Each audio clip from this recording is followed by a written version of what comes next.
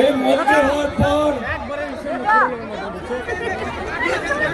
আমাদের ইউনিভার্সিটিকে আমূল সমাধান করেছে। এখানে সুমনা বলছিলেন এই ওয়ার্ড জলে ডুবে যেত বৃষ্টি হলে।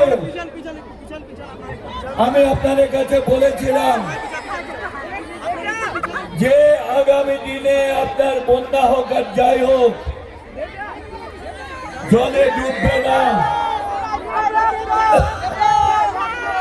আমরা দায়িত্ব নিয়ে কাজ করেছিলাম। এবছর এই এলাকা সহ কর্মসূচি নিয়েছে, সামাজিক অর্থনৈতিক কর্মসূচি নিয়েছি। প্রত্যেকটা পরিবার উপকৃত হয়েছে। আর আমি তাই তৃণমূল কংগ্রেসের প্রার্থী